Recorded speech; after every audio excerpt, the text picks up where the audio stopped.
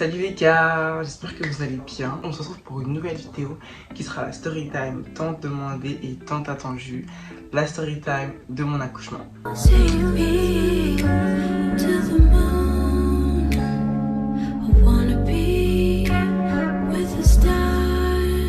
Alors, commençons par le commencement.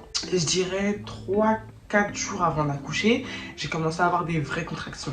Pas les contractions de Braxton X, ça c'est des fausses contractions. En gros, c'est des contractions qui n'influent pas le travail et qui ne mènent pas à l'accouchement. Mais j'ai commencé à avoir des vraies contractions, genre des contractions de travail, qui m'ont fait vraiment super mal. Il faut savoir que du milieu du 8e mois jusqu'à mon accouchement, j'étais chez ma tante, du coup, parce que moi je vis toute seule et elle voulait pas que je reste seule pour les derniers temps, on sait jamais, je peux accoucher à tout moment.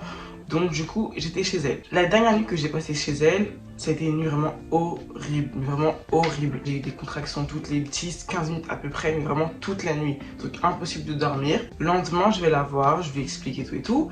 Et elle me dit que en gros, il faut que j'aille à l'hôpital parce que elle peut pas que j'accouche chez elle. C'est ma mère, tu vas à l'hôpital.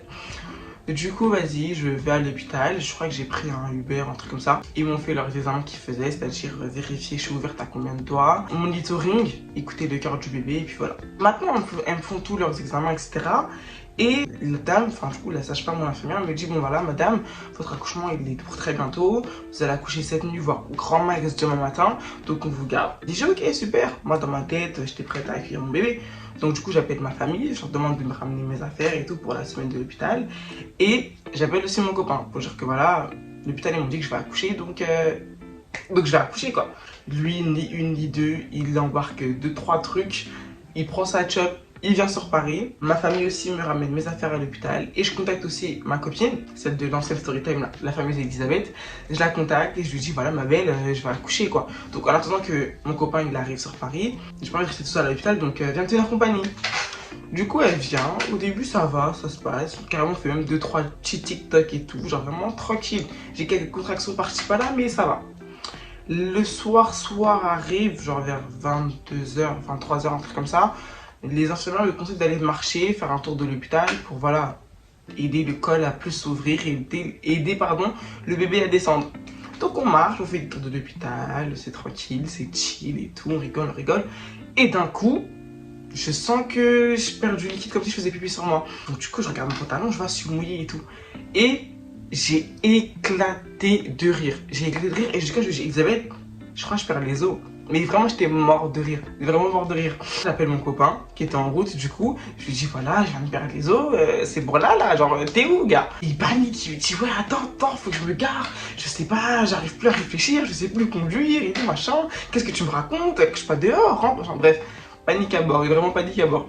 Du coup, je le rassure. Il arrive. On monte en chambre. J'explique à la sage-femme que je viens de perdre les os. Enfin, que j'ai perdu en tout cas une partie des os parce que j'ai pas perdu une grosse flaque, hein, mais c'était bon. Quelques gouttes. La sage-femme me fait un examen, elle m'examine, etc.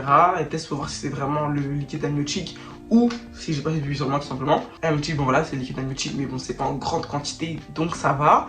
Et elle m'examine, elle me dit voilà finalement madame vous allez pas accoucher maintenant donc rentrez chez vous. Et je l'ai regardé comme ça. J'ai dit excusez-moi rentrez chez vous. Elle me dit bah oui on va vous garder voilà vous allez pas accoucher maintenant donc rentrez chez vous. Et après ça elle est partie. J'ai regardé ma pote et j'étais grave énervé. Je lui dis mais attends pause. Il est 2-3 heures du matin. Moi tu me dis rentre chez toi. Imagine mon copain il serait pas là, il serait venu en voiture. Je serais rentré chez moi comment en fait? À pied? Il n'y a pas de bus, il n'y a pas de train, il n'y a rien du tout. Imagine j'ai pas essayé de prendre un Uber, je fais comment? En plus de ça j'étais grave énervé parce que moi psychologiquement je me suis préparé à accoucher. J'ai prévenu mes amis et ma famille que j'allais accoucher. Et là on me dit j'accouche plus. Bref. On part de l'hôpital, tellement j'étais énervée, j'ai pleuré. En gros, c'était un mélange d'énervement, de frustration, de fatigue. Parce que quand t'arrives en fin de grossesse, t'es fatigué, t'en peux plus, tu veux juste que le bébé il sorte et tout parce que ça devient lourd, c'est chiant en fait. Donc tu veux juste être libéré. Donc tout ça là, ça fait que j'ai pleuré. Mon copain il m'a rassuré, il m'a dit non mais t'inquiète, ça va, c'est pas grave et tout. Rentre à la maison, quand il sera temps d'accoucher, bah t'accoucheras et tout et tout. Du coup, on rentre chez moi, mais j'ai pas réussi à dormir de toute la nuit. J'ai eu des contractions en non-stop. Et en fait, plus on avançait dans la nuit et vers le matin, plus mes contractions, elles étaient rapprochées et douloureuses. Mon copain, il essaye de me soulager comme il peut. Ça veut dire qu'il essaye de masser un peu mon ventre, masser un petit peu mon dos, mes épaules, etc. Me faire du vent. Dès que j'ai besoin d'un truc, il me le ramène, etc. Et tout. Mais vers 5h, 6h du matin, je vois que ça devient trop, genre je supporte plus. Je pleure carrément pendant les contractions, j'en peux vraiment plus. Du coup, on se dit quoi? J'appelle les urgences de l'hôpital.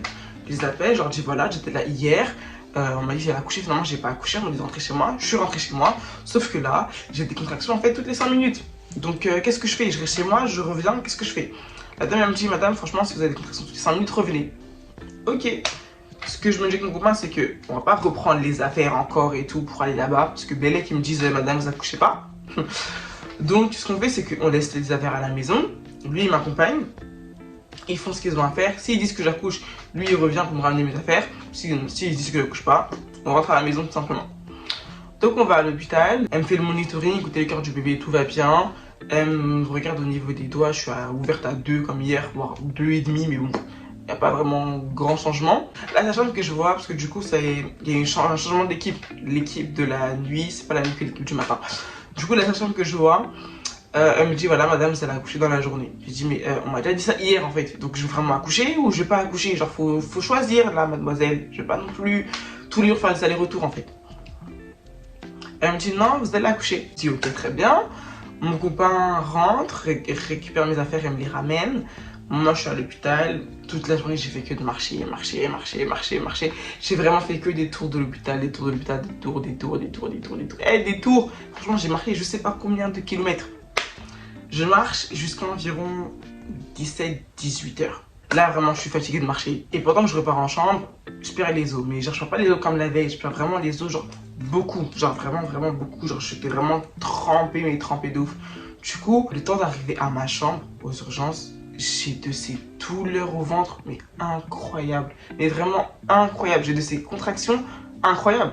J'arrive en chambre, dites-vous, je suis à genoux, voire allongée par terre. Tellement j'ai mal. J'appelle les infirmières, les sages-femmes, personne ne me répond, personne ne me calcule, je suis en pleurs et tout par terre. La dame elle arrive, elle me dit vas-y madame, je vais vous examiner. Elle m'examine, elle me dit madame, vous êtes ouverte à 3. J'ai dit c'est tout?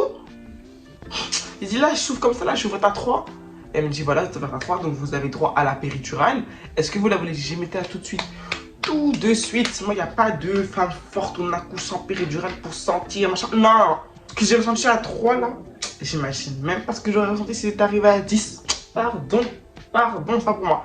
Péridurale ou rien. Du coup, voilà, elle me dit prévenez la personne qui sera avec vous en salle d'accouchement. J'appelle mon copain. Je dis bon, là, je vais vraiment accoucher. Ils vont me poser la péridurale et tout, je vais vraiment accoucher. Il me dit moi, c'est off, je peux pas être là. Je dis comment ça? Il me dit ouais, non, moi, si je sais que la salle d'accouchement, je vais faire un malaise, ça ne sert à rien, je vais te servir à rien, donc appelle quelqu'un d'autre. Et j'avoue, j'étais grave énervé. Franchement, j'avais grave le seum et j'étais énervé en plus de ça. Mais vas-y, puis j'avais d'autres chats à fouetter. Du coup, j'ai appelé ma tante, chez qui j'étais. Elle est venue, celle qui m'a tenu compagnie. C'est avec elle, du coup, que j'ai accouché. Je sais pas si l'infirmière ou la sage-femme ou je sais pas quoi qui m'a posé dans la péridurale, elle avait une dent contre moi ou on lui avait servi un café froid. Mais quand on m'a fait trop mal et j'étais en pleurs. Heureusement que l'infirmière qui était en face de moi qui m'aidait, elle me rassurait et elle me calmait parce que comment j'avais mal. Hein. Elle met sa dose de péridurale. Le temps que la péridurale elle fasse effet, t'as quand même un peu des contractions, mais plus le temps avance, plus la douleur elle diminue en fait. Du coup voilà, le temps passe, etc. Et ils me disent quoi? Ils me disent oui voilà, là vous êtes à 3. Le col s'ouvre généralement de 1 par heure. Là il est à peu près 20 heures, vous êtes à 3, donc il faut arriver à 10, comptez à peu près 5, 6, voire 7 heures. Donc moi je dis bah écoute, est-ce que j'ai le choix? Voici coucher là, est-ce que j'ai le choix? Je peux aller où? Je peux seulement attendre. Du coup, j'attends, je suis avec ma tante, on parle, etc. Machin. La sage-femme revient 2 heures après, je crois, 2-3 heures après. Elle revient, elle me réexamine, elle me dit bah madame, vous êtes ouverte à 8. Je dis oh, comment ça allait vite hein? Écoute, Dieu merci. Elle me dit en gros, vous allez accoucher dans pas très longtemps. Je reviens dans 2 heures encore. Elle revient vers 1h du matin et elle me dit voilà, là c'est le moment d'accoucher. Je vais pas vous mentir, j'ai eu un moment de panique. Je me suis dit, oula, c'est maintenant, il n'y a pas moyen de faire demi-tour. Là, j'ai pas le choix, faut qu'ils sortent. J'ai pas d'autre solution, j'ai pas d'autre issue. Faut qu'ils sortent en fait. Bref, je m'installe, il y a ma tante à côté. Il y a une sage-femme en face de moi et une sage-femme à côté qui me dit quand pousser, quand pousser. Avant d'accoucher, elle me dit voilà, un accouchement normal dure environ 30 minutes. Au bout des 30 minutes, vous avez toujours pas accouché. Là, il va falloir penser à d'autres moyens. Utiliser soit des instruments pour vous faire pousser, enfin sortir le bébé quoi, soit autre chose. Et moi je voulais pas de ça, j'avais trop peur de ça, donc je voulais pas de ça. Donc du coup, elle me dit de pousser, je pousse. Elle me dit arrêtez de pousser, j'arrête. Elle me dit de pousser, je pousse. Arrêtez de pousser, j'arrête. Et j'ai tout donné. Il y en a qui vont me demander dans les commentaires, ouais, est-ce que t'as eu mal, est-ce que si, est-ce que ça. Faut savoir que moi j'ai eu la dose de base de péridurale, mais la femme qui m'a fait accoucher, elle m'a remis une autre dose de péridurale. C'est-à-dire que c'est comme si j'avais eu 2 péridurales. Donc je n'ai absolument rien senti. Carrément quand je poussais, j'avais l'impression de pousser dans le vide en fait. Pour moi je poussais dans le néant. Quand il est sorti, je n'ai absolument rien senti. À part la sensation du corps en fait, c'est-à-dire les bras, les jambes, etc. qui sont passés, mais sans douleur. J'ai juste eu la sensation d'un truc comme s'il y avait un truc qui me touchait en fait, voilà, comme ça. Un truc qui me touchait, mais j'ai eu aucune douleur. Après ça, je suis resté, je pense, 2 heures dans la salle d'accouchement pour enlever ce qu'il y avait à enlever, le reste, etc. Attendre, faire les vérifications, machin, avant qu'ils puissent me remonter en chambre. Je suis remontée en chambre, ils m'ont donné un plateau repas. Voilà, pour voir la gueule du plateau repas. D'ailleurs, je sais pas s'il y a des filles qui sont enceintes ou qui ont prévu d'avoir des bébés ou quoi, ok, en tout cas, sachez que si vous accouchez, que vous allez à l'hôpital, préparer un budget nourriture. Parce que la bouffe de l'hôpital, pendant une semaine, je me suis nourri que de pain. Je prenais que le pain. C'était tellement pas bon que je prenais que le pain. Ou sinon, j'allais me payer à manger à la café de l'hôpital. Mais vraiment, la nourriture de l'hôpital, 0. Du coup, voilà les gars, la storytime de mon accouchement, elle est terminée. J'espère que la vidéo vous aura plu. N'hésitez pas à liker, partager et commenter. Si vous avez des questions aussi par rapport à ce que je viens de raconter, des choses que vous n'aurez pas compris ou des questions supplémentaires sur des parties que je n'aurais pas expliquées, n'hésitez pas à me les poser en commentaire. Je répondrai à tout. Et on se retrouve très bientôt pour de nouvelles vidéos. Bye!